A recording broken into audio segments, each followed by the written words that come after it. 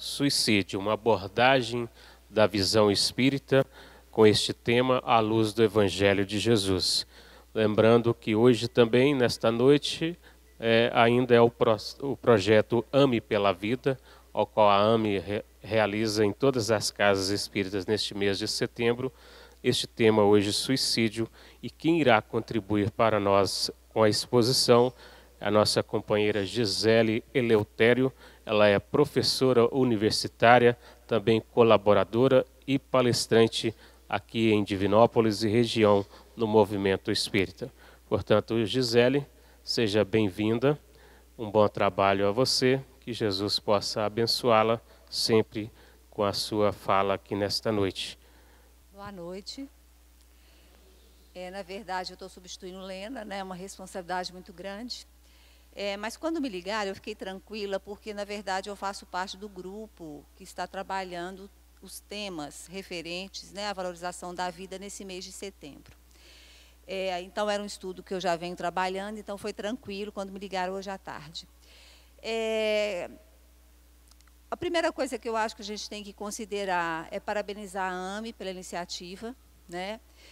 Setembro Amarelo é uma proposta da Organização Mundial da Saúde, o Ministério da Saúde também, né, agregou essa ideia, visto a epidemia silenciosa que a gente tem do alto número de suicídios do mundo, né? Então, por bem, acharam prudente que a gente parasse um mês para discutir a valorização da vida, as formas preventivas ao suicídio, como que a gente poderia fazer ações, tanto a nível ministeriais, né, porque é o Ministério da Saúde, e ações bem locais, em que a gente pudesse juntos estar discutindo esse tema. Então, eu acho extremamente importante a AME ter comungado dessa ideia, para que a gente possa discutir nas casas espíritas, na comunidade como um todo, aproveitar Setembro Amarelo para a gente discutir essa temática, né? E aí, quando a gente fala da epidemia, de fato é uma epidemia alarmante. Nós temos 800 mil mortes ano por suicídio. Se a gente for pensar 800 mil, se Divinópolis tem mais ou menos 240 mil pessoas, é como se a gente tivesse 3 Divinópolis exterminados ao longo de um único ano por autoextermínio, né? Por suicídio. O Brasil ocupa, nesse ranking mundial, o 8º lugar. Nós estamos aí com 11.800, chegando a 12 mil mortes por ano. Se a gente tem um suicídio a cada 4 segundos no mundo, a gente tem um suicídio a cada 45 minutos no Brasil. É grave, é alarmante. E o que é mais grave ainda é porque esses números estão crescendo de forma muito rápida. De 80 para cá, dos anos 80 para cá, nós tivemos um aumento de 60% do número de suicídios no Brasil. Divinópolis não foge à regra, né? Nós tivemos até 31 de agosto 74 mortes em Divinópolis por suicídio. Tem crescido de forma alarmante também Divinópolis, teve um dos crescimentos maiores das cidades de Minas. Divinópolis teve um crescimento também muito grande nos últimos anos. Quando a gente estuda o suicídio, a gente vai ver que ele tem os homens, eles vão a óbito. Quando a gente faz a estatística do suicídio, nós temos mais homens mortos pelo suicídio, mas nós temos mais mulheres tentando suicídio. As mulheres tentam mais. Então, a gente tem várias tentativas femininas e poucas tentativas com sucesso, entre aspas, né, com êxito, de homens. Isso vem muito em relação à personalidade do homem mesmo. Ele é mais incisivo, ele é mais radical, então as tentativas dele são mais conclusivas do que as mulheres. Mas nós temos aí mulheres que tentaram 5, 10, 15 vezes o autoextermínio até consegui-lo, né? E quando a gente fala da importância da gente estar discutindo isso na comunidade de uma forma geral, a gente tem que pensar o seguinte: são 800 mil pessoas que suicidam ao ano. E o entorno desses 800 mil? Os sobreviventes, que a gente chama. Família, esposa, esposo, filha, colega de trabalho. O entorno desse suicida. Quantas pessoas envolvidas num único suicídio? Então, a gente pega esse 800 mil e multiplica por quantos? Então, a gente vai ver que é um número assustador, né? Então, é importante, a gente está falando isso nas casas espíritas, e está falando isso na comunidade de uma forma geral. Suicídio, então, é a pessoa se matar, né? Ela provoca a própria morte. Quando a gente estuda o suicídio pela sociologia, a gente tem um sociólogo que chama Durkheim, ele estudava bem dentro da sociologia mesmo, ele falava que tem 3 tipos de suicida. O egoísta, que é aquele que não se sente pertencente a um grupo, ele fala do social, então é sempre assim, tem um grupo social, eu não pertenço a ele, eu não consigo viver nesse grupo, aí suicida. Tem um altruísta, que em função desse grupo social, ele se coloca no lugar de Marte, a gente vê os homens-bomba, né, no Oriente, os homens-bomba, em função de uma fé ou de uma ideologia política, uma ideologia social, eu vou me matar em prol desse grupo. Isso seria altruísta. E um que é grave e que tem nos apontado muito essa questão do aumento é o anômico, que fala da anomia, uma população, uma sociedade que não tem normas, que não tem pátria, né, que é essa questão das leis, que se sente desamparado social, ele acaba indo ao suicídio também. Então, são os 3 pontos, são os 3 tipos de suicídio que a gente teria dentro do ponto de vista social, né, em relação a Durkheim. Mas, quando a gente traz isso para mais perto de nós, não para o social, a gente vai ver que suicídio é uma urgência subjetiva. É uma dor psicológica intensa. A pessoa que vai ao ato, a pessoa que tenta se matar, ela está em plena desesperança, ou desespero, ideias de ruína, ideias de pouca valia. Ela está com uma rigidez que ela não consegue ter flexibilidade de pensar outras possibilidades para se manter viva. A única possibilidade que ela vê à frente é a morte. E aí a gente fala de uma palavrinha que é bem interessante a gente pensar, da urgência. É uma urgência subjetiva, é uma urgência psicológica. E se a gente for parar pensar no nosso cotidiano, quantos de nós aqui que já passou por uma urgência, né? Eu recentemente passei por uma urgência, eu tive um apêndice perfurado, urgência, cirurgia imediata, corre com ela, que senão vai a óbito, né? Assim, a pessoa está tendo um acidente vascular cerebral, a pessoa está tendo um infarto do miocárdio, urgência, sala vermelha de hospital, SAMU, vamos acudir rápido essa pessoa, senão ela vai a óbito. E a urgência subjetiva? E a urgência psicológica? Será que a gente está preparado para atender essas pessoas? E aí a gente vira para essa pessoa que está em plena urgência subjetiva, dor intensa, e fala assim, não acredito que você está pensando em morte, por que você não vai dar uma voltinha lá na Com? Vai lá ver o povo sofrendo. O povo está lá na hemodiálise, vai 3 vezes por semana, faz hemodiálise, sofre, vai lá, tem paciência, está aguentando a sua dor. E você, não tem nada. Você está ótimo, está saudável. E aí a gente tem que pensar o que é saúde, né? A gente tem o preconceito de pensar que a doença é só física. E nós, principalmente espíritas, que a gente sabe do corpo material, perispírito e espírito, a gente tem que ter essa amplitude de pensamento. A gente tem que entender que a dor psíquica, ela é tão importante quanto a dor física. E o acolhimento a essa dor, ele tem que ser tão quanto eficaz, acolhedor, quanto a gente faz com uma pessoa que está infartando, né?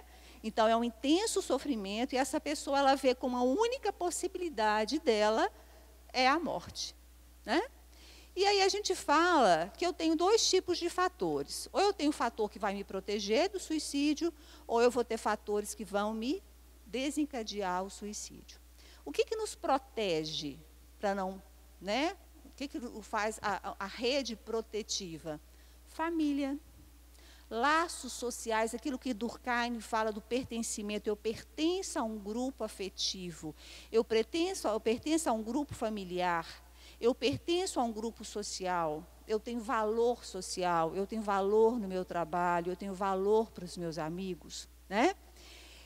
esse pertencimento, até que eu grifei ele é fundamental para a nossa sobrevivência nesse mundo tão difícil. Eu sou importante, eu pertenço a um grupo, né? A questão da flexibilidade. Normalmente, os suicidas eles são pessoas muito rígidas. Ele não consegue ter o que a gente fala de flexibilidade e resiliência. A resiliência, que é a capacidade de passar pelas adversidades, e a flexibilidade de ver que existem outras possibilidades que não a morte para resolver essa dor psíquica, essa dor intensa, subjetiva. Outra coisa importante que a gente sabe é o vínculo religioso, seja ele qual for.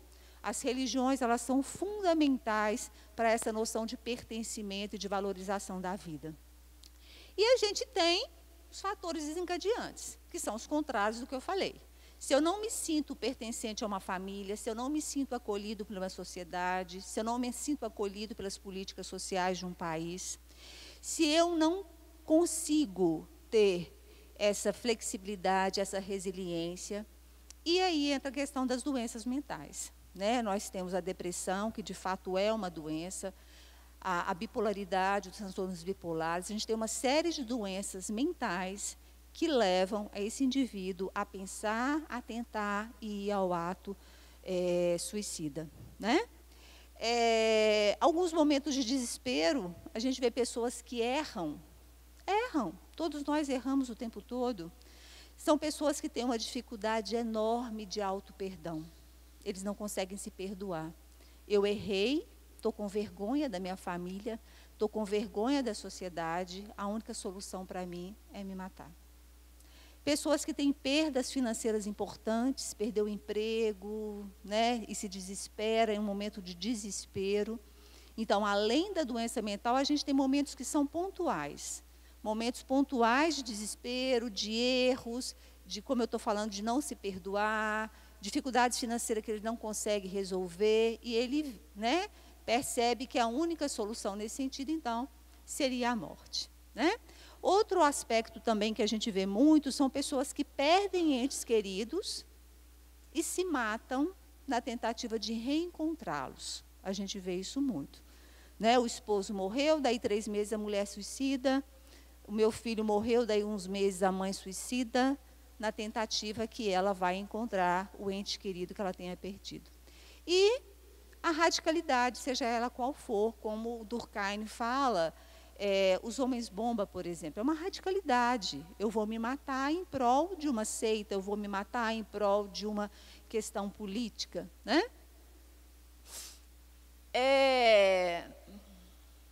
E aí a gente tem uma graduação, né? A primeira coisa é a ideia de morte. Tenho certeza que todos nós aqui já tivemos. Tem dia que você está tão mal, tão desesperançoso, isso acontece com a gente. A gente fala, ai, que vontade de me congelar. Eu podia me congelar e acordar daqui uma semana. Ai, que vontade de dormir 3 dias. Quem sabe depois que eu acordar isso vai ter resolvido? A gente não pensa isso. Só que imediatamente, assim que a gente pensa, nós mesmos nos censuramos. A gente vai, que isso, Gisele? Que isso, né? Às vezes a gente pensa em morte, é uma ideia de morte, é comum a nós. É comum na hora do desespero, é comum na hora da raiva, né? É comum quando a gente erra, que você está assim, envergonhado. É comum a gente pensar numa ideia de morte, mas ela é diferente da ideação suicida. A ideia de morte é essa ideia de desesperança que nos acontece quase, né? Todos nós já vivemos. A ideação suicida é quando eu começo a realmente pensar que o suicídio seria uma solução. Até aí, a gente consegue intervir, a gente consegue abordar, a gente consegue trabalhar na prevenção. Mas a partir do momento que o suicida começa a planejar seu suicídio, aí o risco é altíssimo. Porque ele começa a planejar local, data, como que vai ser, o tipo de suicídio. E nós sabemos que o tipo de suicídio, ele é proporcional, ele é adequado com a cultura. Então, um país, por exemplo, que as armas são livres, igual os Estados Unidos, grande parte, 90% dos suicidas são por armas de fogo. Em Divinópolis tem linha do trem, medicações. Na Índia, por exemplo, é muito peticidas, inseticidas. Vai depender da disponibilidade do agente, né? E aí a pessoa começa a pensar qual vai ser o meio, o local, aí o risco começa a ser grande. E aí a gente tem que intervir, porque de outra forma a gente não vai conseguir prevenir esse ato suicida. E aí a gente tem que tentar abordar, né?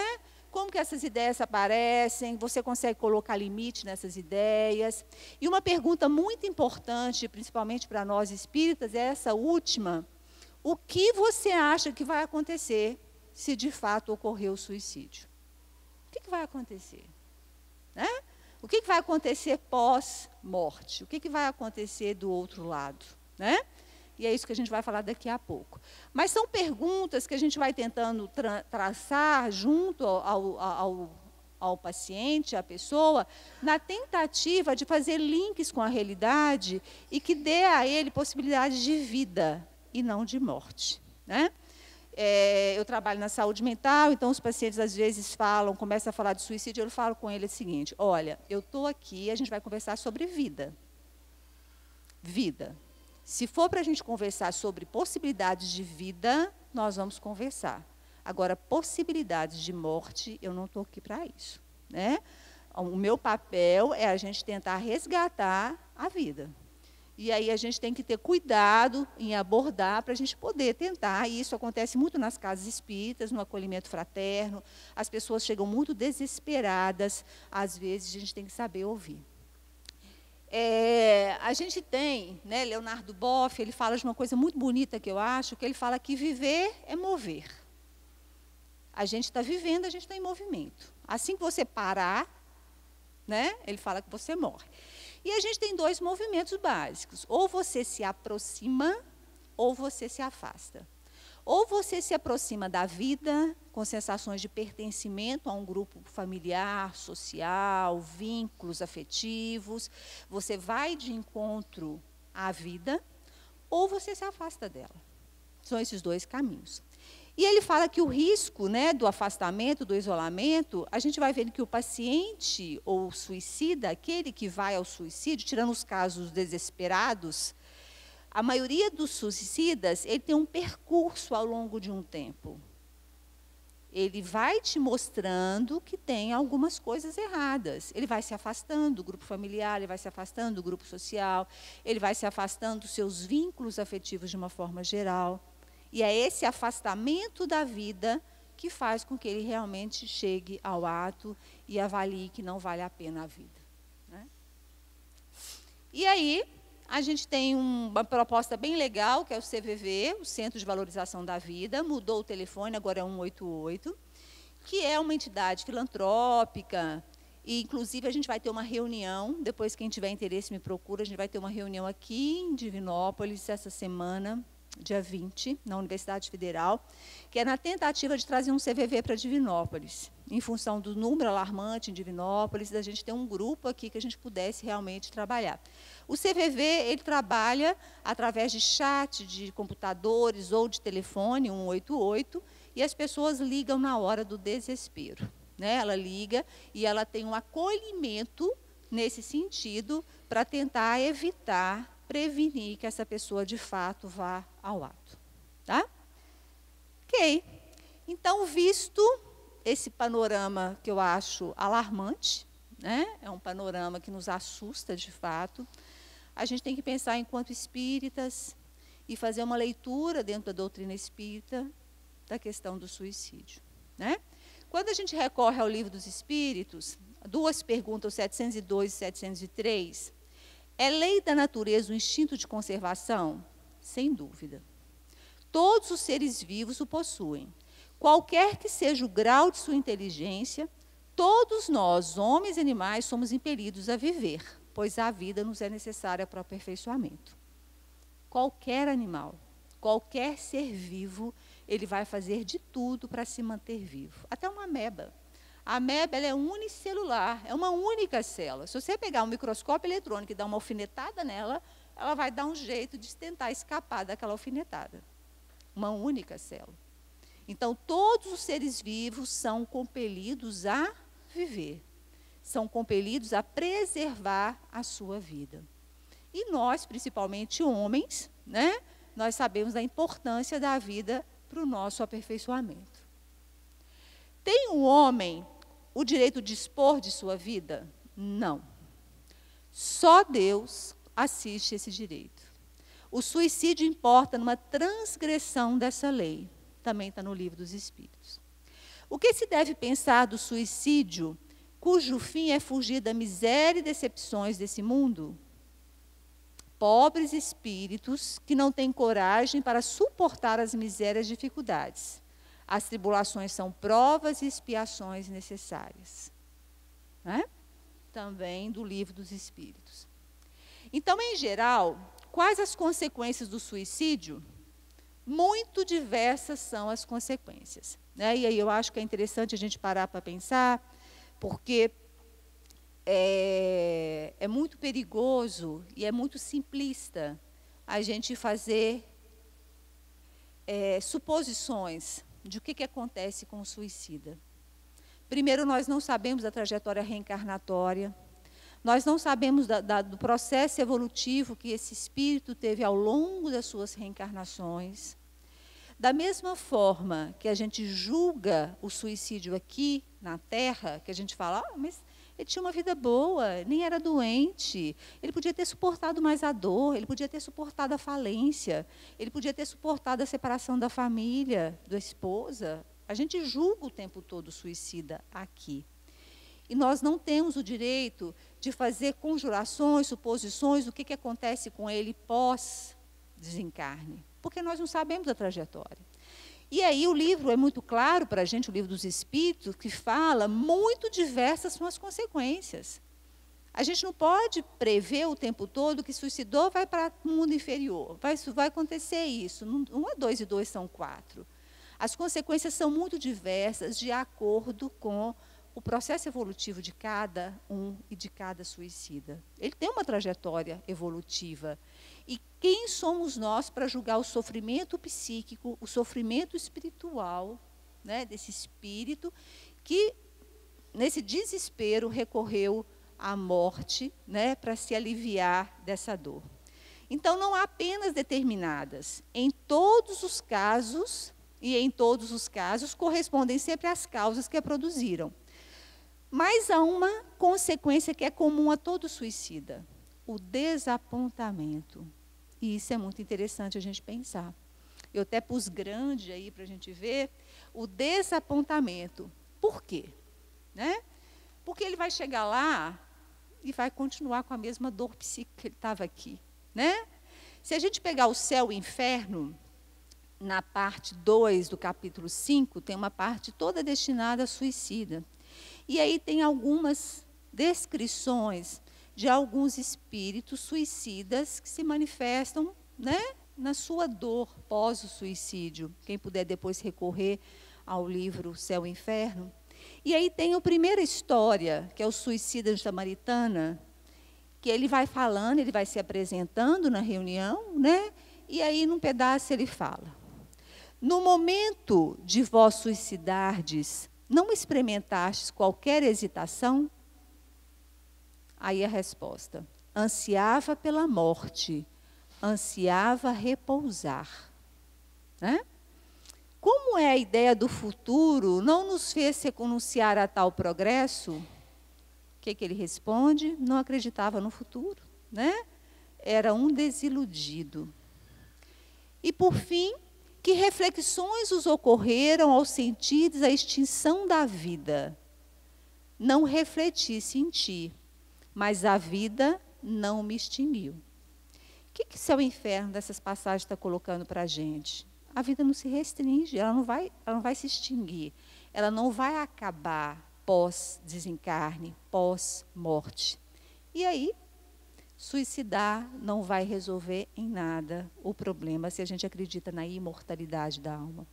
E são essas passagens dos suicidas que mostram claramente para a gente que a dor que o fez se matar, ela persiste pós-desencarne. Não é assim? Se a gente acredita na imortalidade da alma, é óbvio que a gente vai pensar nisso. Né?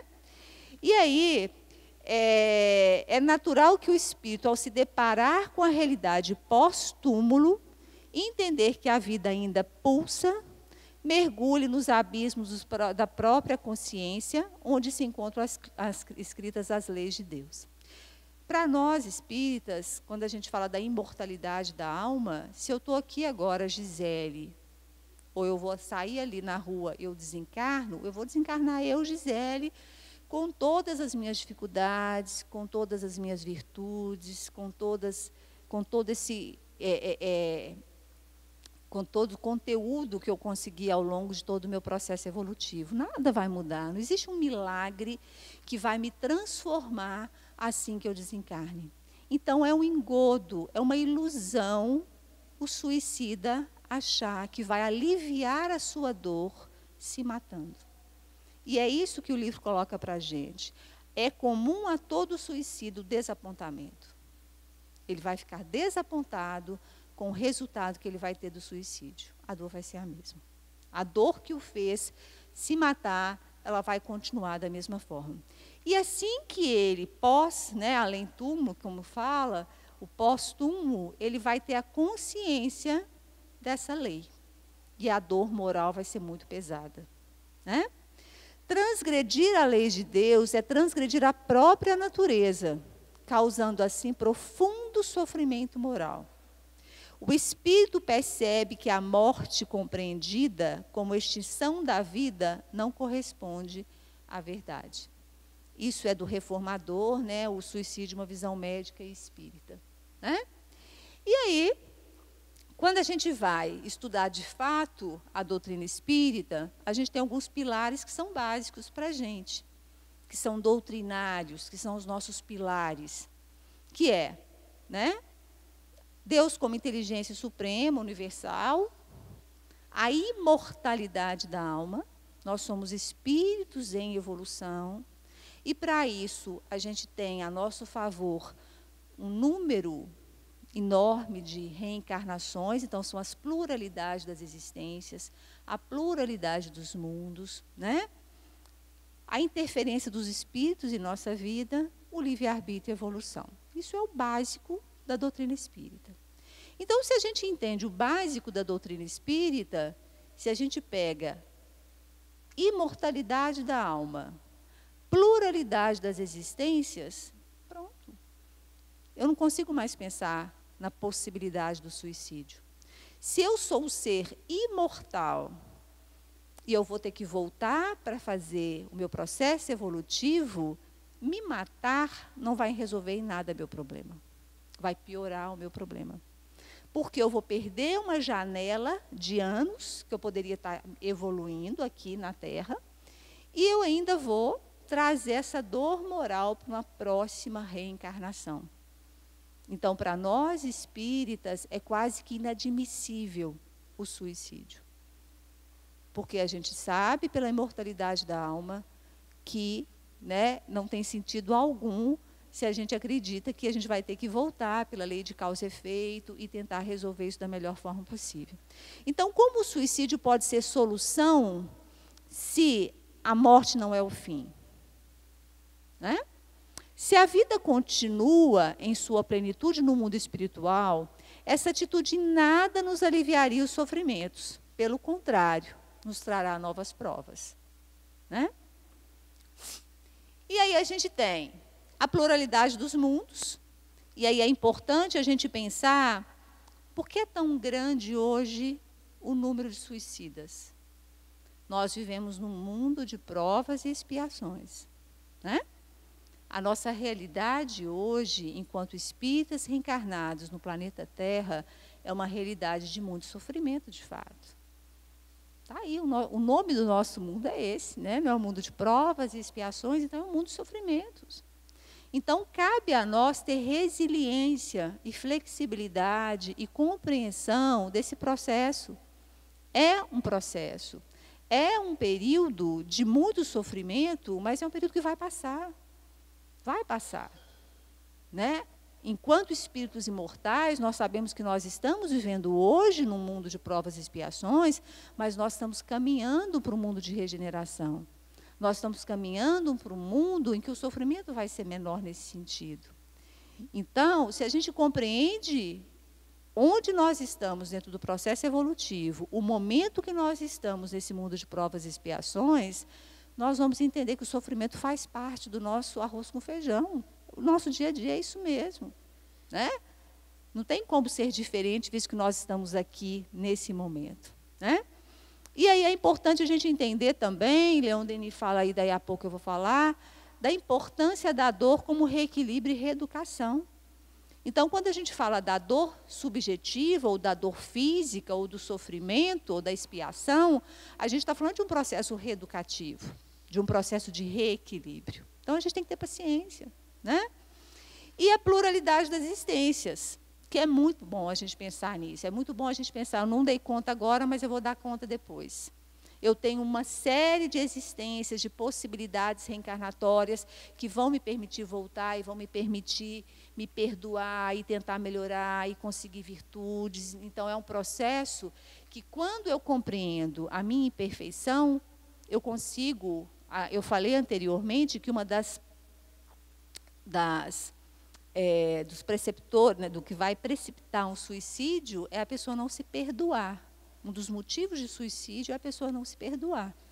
Quando a gente consegue entender, se perdoar e entender que eu vou ter outras possibilidades, eu vou ter outras reencarnações, que eu estou caminhando, é um caminho difícil, mas é um caminho gradativo. A gente anda um pouquinho para frente, volta, consegue uma virtude aqui, e aí a gente vai devagarinho buscando essa perfeição, né?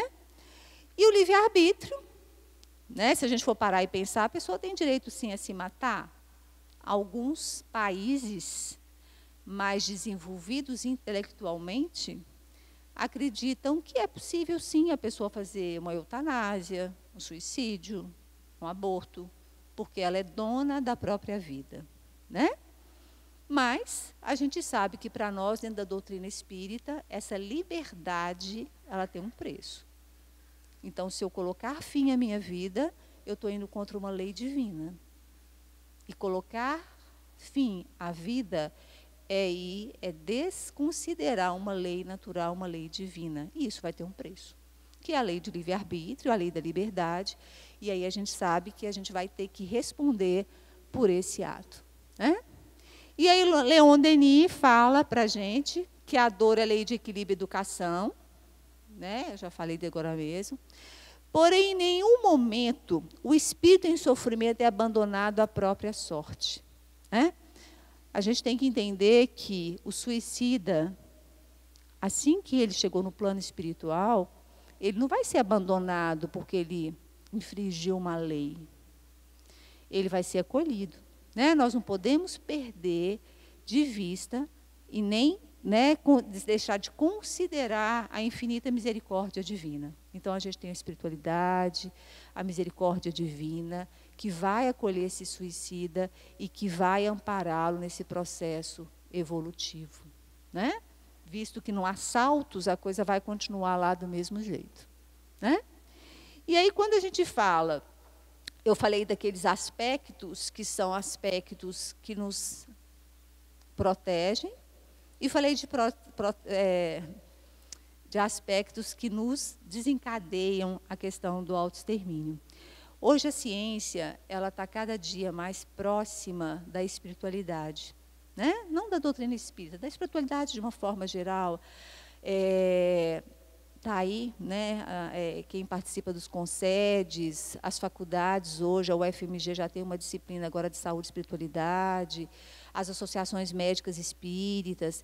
Então, a gente está vendo hoje que a ciência está tendo uma aproximação muito grande da espiritualidade.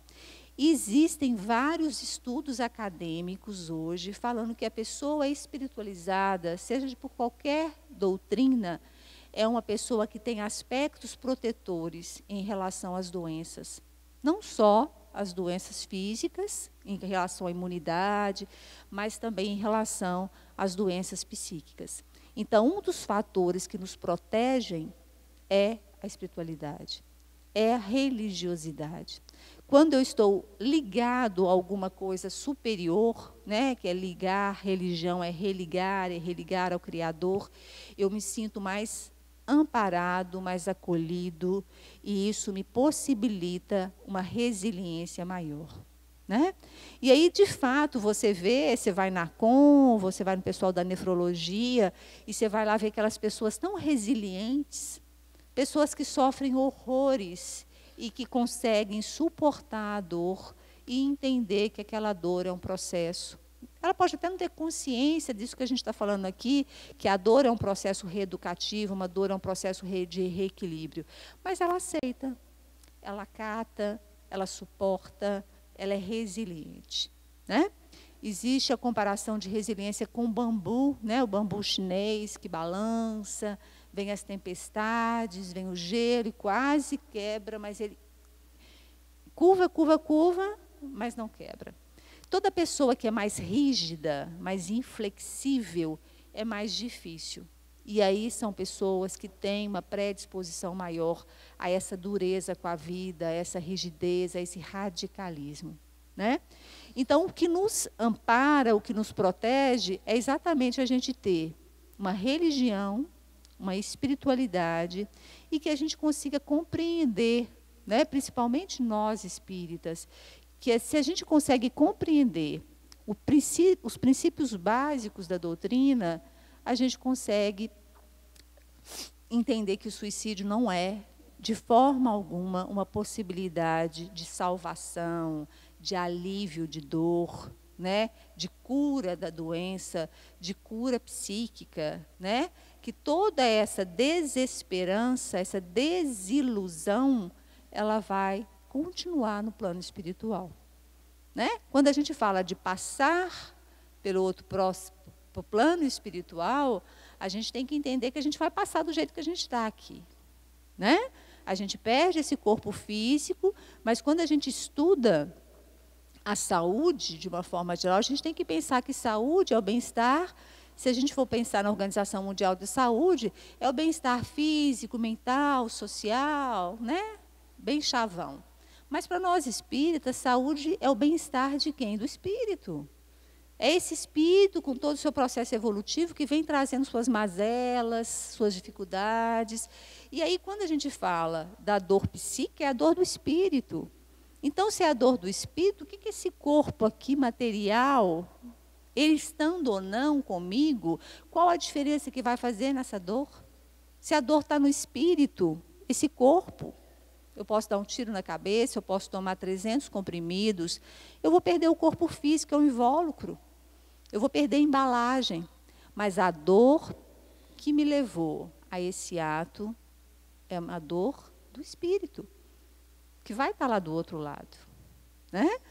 E cabe a nós, então, nas casas espíritas, tentar acolher essas pessoas desesperançadas, com uma ideia de ruína, elas chegam com a ideia de ruína, de menos-valia, a vida não vale a pena, é tudo muito difícil, é uma desesperança. Né? Que a gente consiga ter um olhar mais caridoso com essas pessoas, que a gente consiga ter um olhar mais atento para a dor psíquica, não só para a dor física. Né? Porque Setembro Amarelo significa isso, significa a gente valorizar a vida, a gente acolher o sofrimento psíquico, acolher esse indivíduo e tentar reverter um suicídio. Né?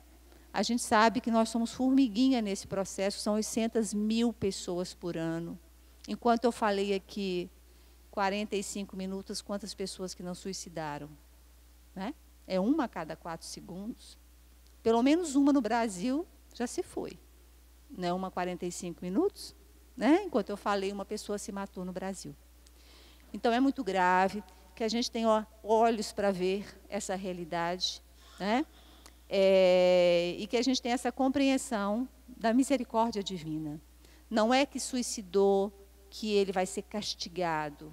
A gente não tem essa crença. A nossa doutrina não é isso. A nossa doutrina não é uma doutrina de castigos. Né? É uma doutrina de compreensão.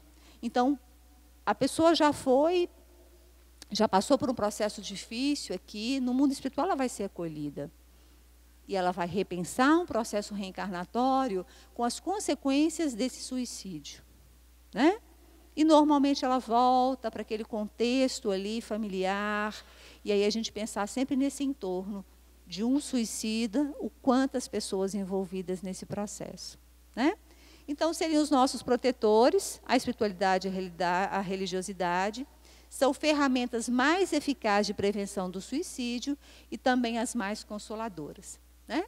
E, por fim, é o tema do Setembro Amarelo, falar é a melhor solução, né? Porque quando você tem, como eu tive esse ano, um apêndice perfurado, aí corre para o hospital, vai em cirurgia de urgência, é uma coisa visível, não é? A dor é física, você faz exame, aparece, você faz ultrassom, aparece, é fácil de ver, detectar e tratar. Mas quando a gente fala de dor psíquica, dor subjetiva, não tem como eu olhar para você ou para você e falar que você está sofrendo. Você tem que contar para mim, você tem que falar para mim. E para essa pessoa ter liberdade de falar para mim, eu tenho que acolhê-la, eu tenho que recebê-la, eu tenho que estar aberto a ouvi-la. E muitas vezes a gente não tem essa abertura. E é por isso que falar é a melhor solução. E ouvir é um ato de caridade de todos nós. Era isso, muito obrigada.